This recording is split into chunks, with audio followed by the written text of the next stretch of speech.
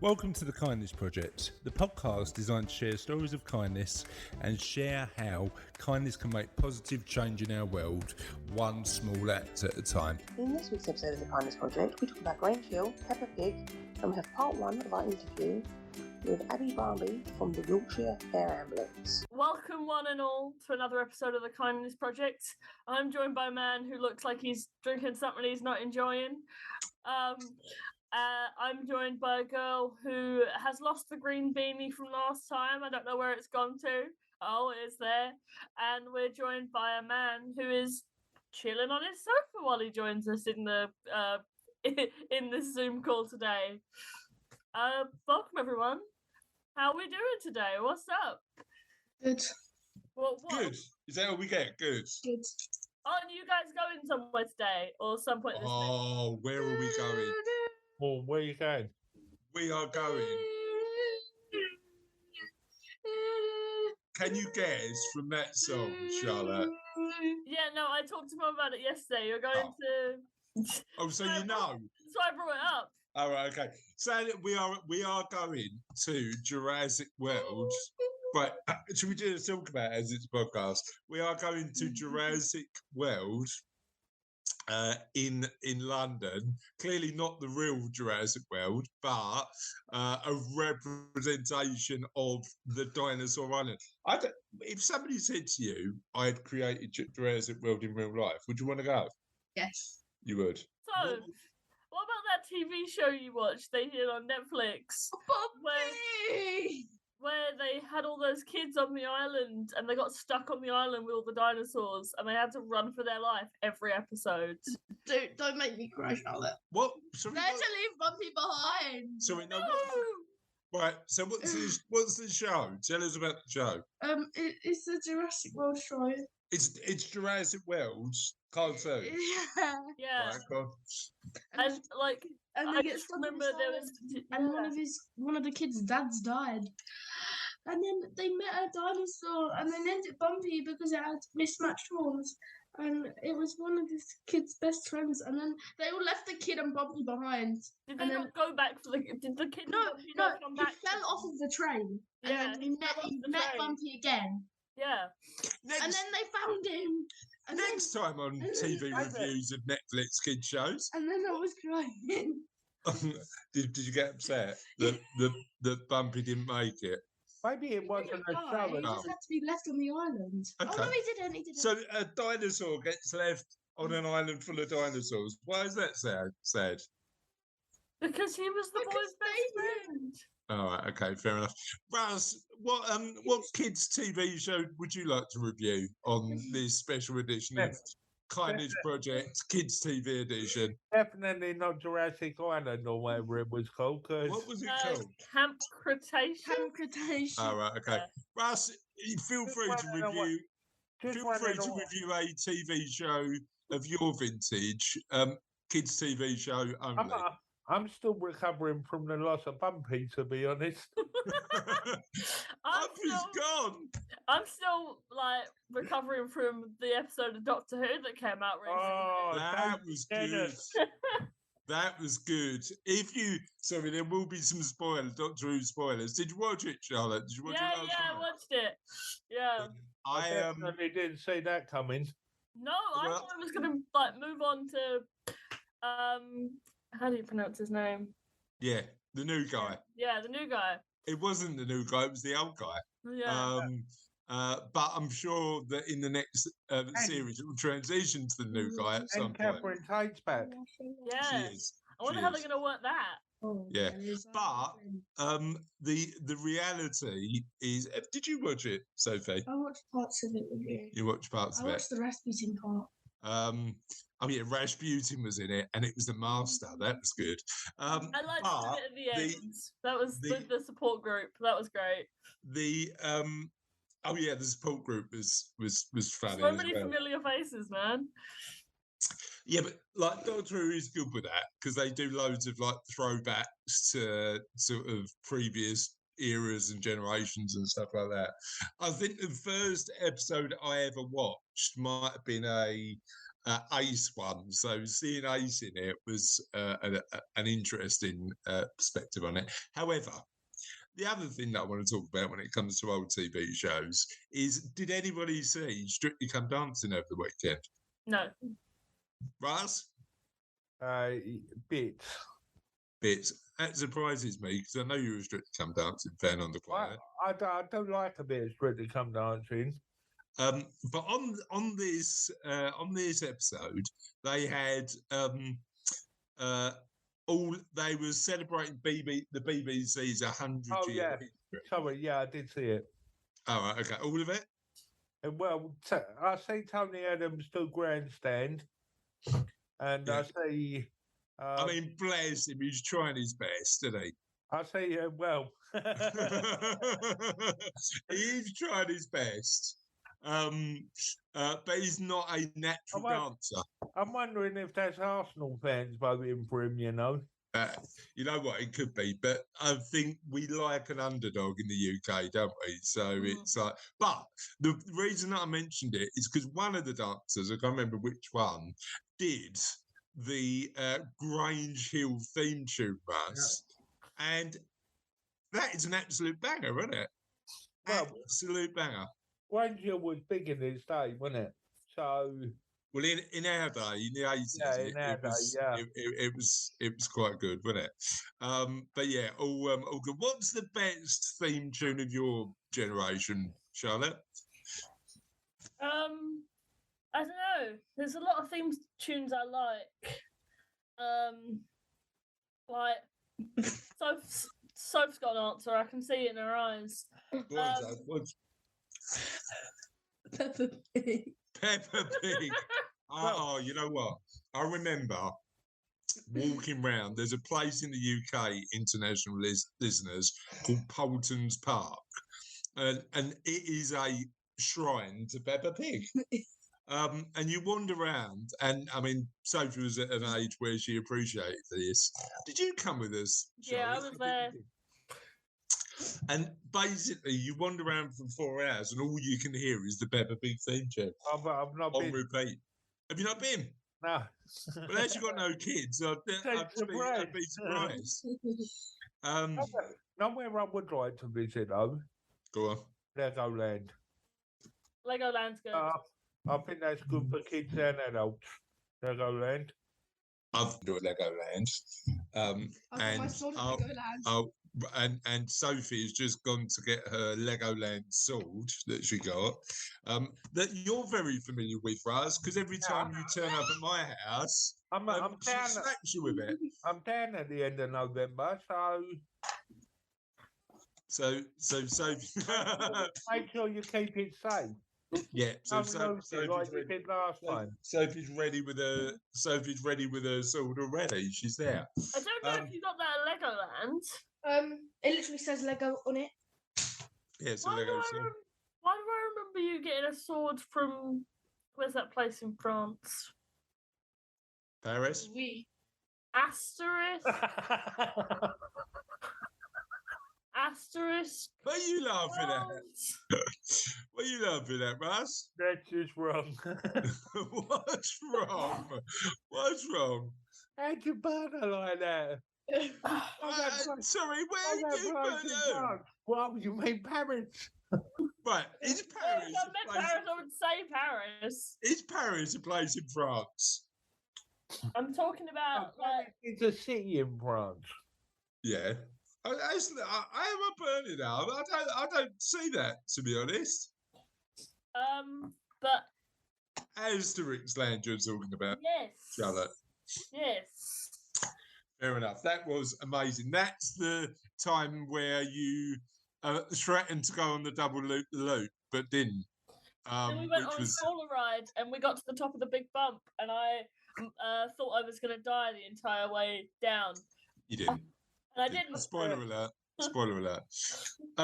Can I just sorry, through this episode I've been drinking a smoothie that Sophie very kindly made.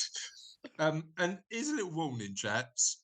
When you're making a smoothie, don't overload it, because there is banana in it, there is spinach in it, banana and spinach on its own would have been fine. There's also an entire apple, and it's congealed into the only description I can really give. Look at see her laughing in the background. So, you learn your lessons of smoothies. Apples and oranges you don't do. They're just too bitsy. Too bitsy. Drink is like a paste. I could put this on toast, Russ. Genuinely, that's how thick it is. The only way I'd describe it now, I mean, it started off as a liquid, is a solid. I've made that mistake before. And yeah, I'm trying to enjoy it, but I'm literally every time I take a mouthful, I'm chewing my way through it, and that I don't want that in a drink. So do I really? This is how bad it was, right? Sophie did it, and then do you want to comment on this as opposed to laughing in the background? Sophie did it, and then went, "Dad, I've made you a smoothie." I was like, "You having a glass?" No. No, that's why. You did have a glass and then put it in the bin. She had a tiny glass. I've got a pint glass, so it doesn't go to waste. Anyway, on that note, let's move on with the show. Kindness news: our two kind people of the week, and Charlotte. Oh, sorry, Charlotte. And Charlotte's going to tell us a little bit about Theo Harvey, while I drink my solid smoothie. Yeah, sorry for the delay. I got distracted by Soph breaking her sword in the background of your video. Theo Harvey. Theo lost his sight after developing a brain tumour at age 9 and has since spent months in hospital for treatment of benign tumours. Inspired to help others living with sight loss, 15-year-old Theo set out to fundraise to name as many guide dog puppies as he can for guide dogs. So far, Theo, who currently has a buddy dog from the charity and hopes to have his own guide dog one day, has raised more than £10,000 to name puppies Theo, Harvey, William after his grandfather, and Kit after his brother. Theo, who lives in Aberdeenshire, raises money through challenges and tandem bike rides and is well on track to naming his 5th puppy. Amazing. And I mean, we know through sort of a couple of personal experiences the amazing work that guide dogs do supporting blind people with, you know, mobility and the ability to live their lives in a way that we just take for granted. So amazing work, Theo Harvey. I realise now that I should have gone for Theo Harvey because the other person we want to showcase is called Bryn Hawkswell, which I hope I've pronounced correctly, Bryn. So if I haven't, let us know. Bryn is another teenager. Teenager Bryn has taken part in a long-distance wheelchair challenges since 2020 to fundraise for Ability Shetland, the charity that helped to support him in his love of outdoors. Bryn, 17, has autism, ADHD, severe asthma, and fixed ankle contractures, and relies on a wheelchair to get around. Determined to give back to the charity, in 2020 he decided to push himself 1,679 miles, a distance equivalent to the length of the Shetland coastline. The following year, he wheeled the distance of 16 half marathons in the month leading up to his 16th birthday. This year, he set himself the challenge of travelling the 84-mile Hadrian's Wall Trail. Bryn, who lives on Shetland, has inspired followers on social media by promoting inclusivity, particularly in sport. I love that. And what it shows me is both Bryn and Theo, that despite having challenges in life, you can actually give back, help, support, particularly when you're grateful enough to have received assistance from that charity. And it sounds like Theo and Bryn have both done that. What do you think, Charlotte? Yeah, it's like they're taking the thing that sort of helped them and using it to help other people. If that Yeah. makes sense. Yeah, exactly. They're taking the the thing that supported them and saying, we know the good that this can do. So we want to make sure I've got a sneeze coming. It's coming. Yeah. Woo, woo. Sneeze noises. Yeah, I had one earlier as well, and I'm just like, Sorry, did you just sneeze into your shirt? What is that a thing? well, it doesn't go everywhere. It goes in there, you know. What? But it goes into your shirt on the inside. Surely sneezes are better off staying away from your body. But I don't have any tissues nearby. That is quite handy. If you Nearby. got Nearby, like you haven't got any tea bags nearby. Could you buy some from the shop? No, it's in the bathroom. I just didn't want to get up and miss anything. Oh, Russ has got some. Why have you got a toilet roll just by your sofa, Russ? I've had a particularly runny nose last week and beginning of this week. The only Russell will grab the toilet roll and throw it all the way to Glasgow. Yeah, exactly. Can you? The only thing I've got is this, which I use to clean my table, my desk. Yeah, you need tissues to hand. You need tissues to hand that clearly Russ has got. But do not. We are trying to teach our adult child about independence at the minute, Russ. So do not send that toilet roll up to Charlotte. All right. I'm going to. Good. That reminded me of that meme format. What meme format? Do not. It's a quote from a movie. I think, Okay. or a TV show. Right. But it's become a meme format. Like a TikTok I can't send the toilet roll, but can I send it a separate sheet? Yes. Roll.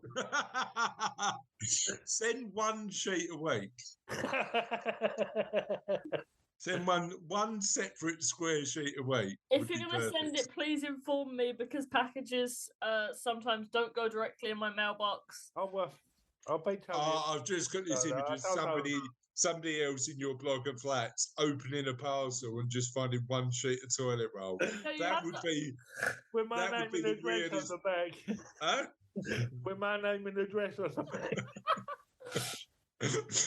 What would you if somebody? That'd be proper random, wouldn't it? It would be random. If somebody sent you a parcel and you didn't know it was coming, and it was just literally, as we're threatening to do at the minute, Charlotte, one tea bag, what would you think? Well, let me tell you, I received a parcel the other day. I forgot I'd ordered it. What? Received it. I was so desperate to open it. I thought, great, I bought myself something. And it's going to So you bought yourself something and you couldn't remember what you bought yourself? I didn't remember ordering it. Then I've opened it up. It turns out it was something Kelly had ordered for work. It was salt and pepper shakers. So I got all excited. I brought myself something, just to be let down by these salt and pepper shakers. How big was the package? The box was like that. What? It was 12 or 14. Sorry, we do recognise we're on a podcast, so you going like that? Sorry, it would have been a large parcel in Royal Mail. A large parcel in Royal Mail. And you got disappointed by it. I thought you were going to pick something really bizarre there, Russ. No, it was salt and pepper shakers Kelly had ordered. I hadn't even ordered them. Right. Kelly had ordered them and not told me, and I think we're all a bit underwhelmed by that story. To be Yeah, a honest. little bit. Yeah, Sorry. I was underwhelmed as well. Yeah. Maybe that was the intent of the story, was to. Yeah, but you don't want to. You never want to tell a story and leave somebody underwhelmed, do you? Like, can you believe what happened to me the other day? I was waiting for the bus, and then the bus turned up, and I got on it. Mm-hmm. I mean, like, you don't want to underwhelm somebody when you tell a story. You want to overwhelm them. You had to be there, though. You had to be there, right? Put me there emotionally, Russ. Right? You're at the door. Parcel arrives. You're excited. It was elation. elation. Good word. We like that word. Then I brought it in. Kelly opened it up. We're debating why she's opening it. Ooh, what have I ordered? Curiosity. Curiosity, yeah. Why And did- then how did it end emotionally? Kelly took the paper out bit by bit. You know the paper they pack it in. Yeah, go on. It turned out it was salt and pepper shakers. And what emotion am I meant to be feeling? Then coming the Sadness. disappointment. Disappointment. Exactly how I feel about that story. And I That's like if you were trying to tell a horror story and you were like, I heard movement inside, and then you go in and it's the window was left open. I mean, it was good up to the point that where I don't think you should ever end a story on being underwhelmed. Do you know what I mean? Disappointment. Look, up to you, Russ. You tell your own stories. Do it whatever way you want to. I don't know if I want to end on it was salt and pepper shakers. On that note, let's talk about the amazing guest that we've got on this week. I was speaking at an event up in Yorkshire a few weeks ago, and got talking to one of the people who worked for the organisers of the event, who introduced me to the amazing Abby Barmby from Yorkshire Air Ambulance. Abby's really lovely, does an amazing job for the YAA, and I wanted to share her story. So let's go into part one of the interview with Abby. Thank you for joining us on the Kindness Project. Really appreciate you coming on and sharing a bit about Yorkshire Air Ambulance. How are you today? Good, busy, nice, enjoying the peace and quiet at home actually. Oh, good. So Friday's working from home day for you as well, is it? It is, yeah. It's the day I like to kind of do my admin, get caught up for the week and plan for the week ahead. You know what? I when lockdown ended, I was like in my work life, I was super keen to go back, and you know that camaraderie you get in the office, and everybody's together. But now I've realised actually that hybrid working model actually is perfect, because you actually, when you're at home, you actually get to do some of the jobs that you get distracted away from when you're in the office, right? Absolutely. Yeah, no, so I live quite close to the office, and my daughter's nursery is just around the corner, so it does make sense for me to go in whilst I'm down there and work in the office. But I just like a Friday to kind of get my head down and get caught up with things, so it's good. And I sort of, just before we came on the podcast, we were having a good chat about kids and the C word that we're not going to talk about because it's October. Too early. Way too early. I did share a story of some really embarrassing headgear, because my daughter, I can't believe I'm saying this on the podcast to like however many downloads we get, but my daughter, who's 10, did build me a really nice sunflower hat this week. What's the thing that your kids have made you that you go, I'm really proud of you, but now you're making me either wear this or play with this? Oh God, there was one year, my son Sebastian is 7 now. It was when he was at nursery and he was in the preschool room, right? And it was Valentine's, and he came home. They'd made plant pots out of tins, like bean tins, and and they'd got some aloe vera cuttings and they'd put them in it. In fact, I've still, about 5 years ago, this aloe vera plant, it's completely, my husband's nurtured it and it's gone massive. Nice. But the little, the tin can that was like the plant pot, they'd done it in the woodwork office, and it had got hooks and screws, and then it looked quite dangerous. And then he got a red permanent marker pen and coloured some of it in, so it looked like there was blood running down it. And then I remember putting putting a post on my social media page saying, I don't know if my son loves me or wants to kill me. Oh, Because I'm surprised they actually let him doing it, because there was some quite sharp implements on it. But yeah, it gotcha. had like hooks and screws and bits out, and it looked like some sort of torture device. And it was You know what? It's like you try and I think you're right. You try and indulge your kids, particularly when it comes to creativity. But there was a time during lockdown. So Sophie's quite musical, so she does like piano and clarinet and stuff like that. And there's a photo. I don't know if you remember this, Ruts, but there's a photo of during lockdown 1. I'm just trying to get some work done on my laptop, and Sophie just said, "Dad, have a listen to this song I've been practicing," and just decided to play this clarinet straight into my ear. And there's a photo of me just going like that. With the caption "As lockdown ended yet," and it was only about a week in. But yeah, we're not here to talk about kids or lockdown. We're here to talk about the Yorkshire Ambulance. But before we do that, tell us a little bit about you. So I am originally from the southwest of Scotland. I was born and bred up there, and we moved when I was about 15 to Yorkshire. We moved to Wetherby, which is kind of North Leeds, through my dad's work, and I ended up going to high school in Wetherby, did my A-levels, and then got a place at Huddersfield University to do a degree. It wasn't the best time of my life. Unfortunately, my mum died very suddenly in my first term, and I had that to deal with. But I managed to complete my degree, and then kind of fell into the world of advertising agencies, and that's where I started my career in Harrogate, working for an agency. And from there, I ended up moving client side, and I went to work for a house builder that had a social housing arm and a private housing arm in Halifax at the time, and had a great few years there at the start of my marketing career. And then sadly was a victim of the first recession in October 2008, got made redundant. And just at that point, the Yorkshire Air Ambulance were recruiting for a marketing and communications executive. And I applied for the job literally at the 12th hour. The closing date for applications was 10 o'clock on the Friday, and I think I saw the application at 4 o'clock on the Thursday night. I hand wrote my application. I remember scribbling it out in blue pen. It was kind of at that point back in 2008 where kind of it was acceptable to still handwrite or email. And I remember flying down to Halifax the next morning and ran and handed it in person. And kind of the rest's history.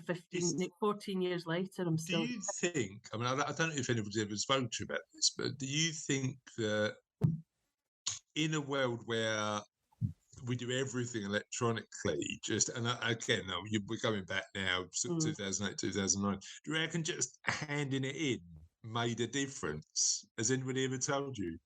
No, yeah, well, yes, and no, I don't think it did. Right, okay. Because whether I should have been or not, but at one point a few years later, I saw they still had all the paperwork from all the candidates, and my boss at the time actually talked me through why I was successful and why the other candidates weren't. And so, no, luckily that didn't have anything to do with it. I wasn't the strongest candidate, it turned out, but also the strongest candidate was already asking to change the working pattern and the salary and this, that, and the other, which would put them off. And the strongest candidate was actually overqualified, and turns out I'd pitched it just about right. So. Okay, perfect. Yeah. So you've been with Yorkshire Air Ambulance for how long? I'll be 14 years in December. Amazing. 15th, I think I started. And we talked about kids, didn't we? Yeah. So how old are the kids now? And so what do they love? In the time there, I've had 2 babies in a marriage. So in that order? So we did a baby, a wedding, and then another baby. So did we. Yeah. So we had no intention. I don't know what happened with you, but we had no intention of getting married. We were like, Charlotte was around, who's my oldest, is 18 now. We actually were a really happy family, and it was all good. And then Charlotte got to I don't know what your point was or whether it was always part of the plan, but Charlotte got to an age where she was asking why Cassie had a different name to her and me, and it was like, it's not going to change the dynamic of the relationship, but should we just get married? What was your story? So I'd been with my now husband. We met when I worked in the construction company. That's what Matt does. And we got together. And then we dated for about a year, and then we moved in together. And pretty much from that point, when are we getting married? When are we getting married? When are we getting married? Was that you or him? Not me. When are we getting married? When are we getting married? When are you going to marry me?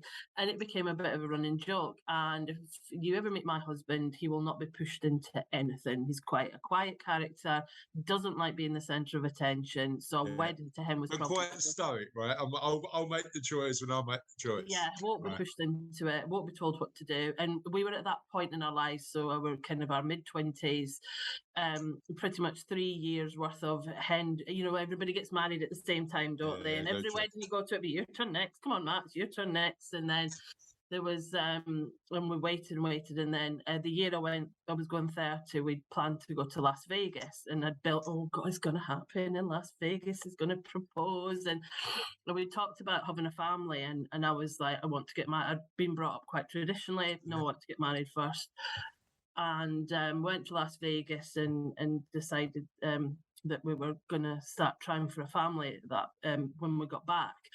But one of the conditions is I would have a baby before we got married, on the proviso that when the child started school, that I didn't want him going to school without the same surname as me. And it's everybody, each to their own. It was just how I felt at that time.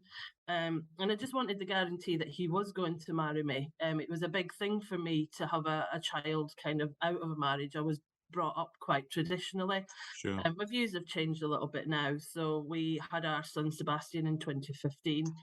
And then at that point, your kind of focus has changed by that point. A child's a bigger commitment than a marriage, really. But I think it was just the whole security, the same name.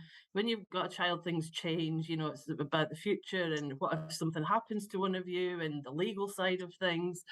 And then he kept his word. And then when Seb was 2, Matt, we'd always joked that when he proposed, it would be, I said it'll be something random, like a Tuesday night when Coronation Street's on, and it'll be totally underwhelming, and there'll be no big, Instagrammable picture or anything like that.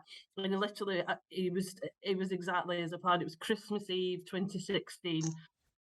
We were in the house. I was running around with fake tan on. I'd had my hair blow dried, so I'd pin curls in. I was in my scruffs, and I was cooking Seb's tea. And we'd been out at a party the night before, so it was a bit delicate. And Matt was like, oh, we've got a bottle of champagne in the fridge, let's open that tonight. I was like, I'm not having a drink, I'm rough. And then he said, I'll make tea for about 5 o'clock and blah, blah, blah. He said, why don't we eat after Seb goes to bed? No, we'll eat together. And anyway, managed to talk me out of it. And obviously his plan was to propose over dinner. Anyway, I was in the middle.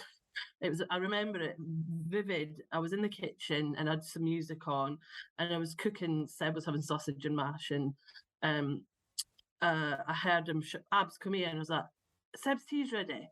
And he's like, Abby, will you come here? And I was like, I can't, his tea's ready. His sausages are getting cold.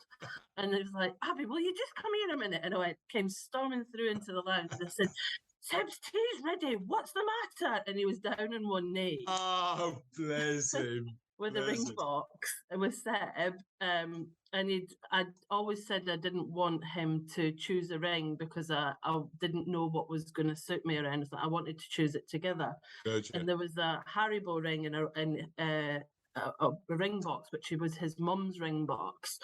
And he said, will you marry me? And I said, are you having a laugh?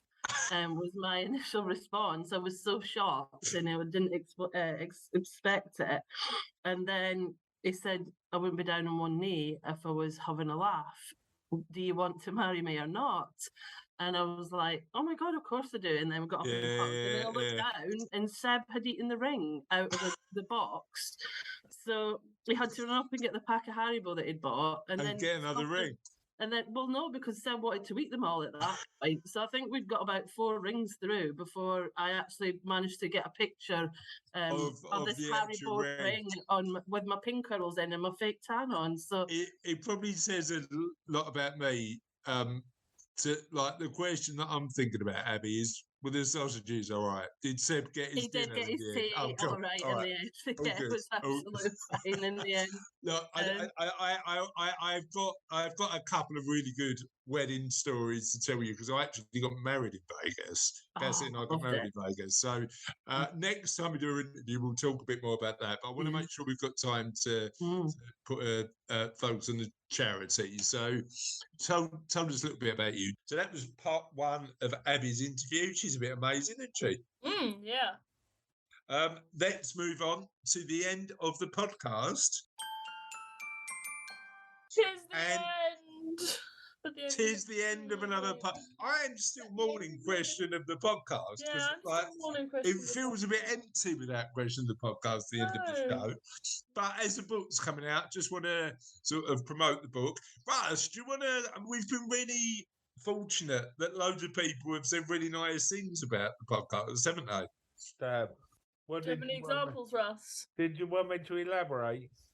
I wouldn't mind. Oh, but you know what? Like that's number 1. He tells an underwhelming story, and then number 2, he's like, "On a podcast, you want me to elaborate?" Yes, yeah, because monosyllabic podcasting isn't. What you've done there is, you said to me, lots of people have said nice things. Not be prepared for me to say. Lots of people have said nice things. Good feedback, Russ. Let me share a testimonial then that might explain what's going on. And yeah, I mean, as I say, we have been incredibly lucky in relation to people saying amazing stuff. And you know, we've got a wide range of people saying brilliant stuff about the book. One example is Keith Boys.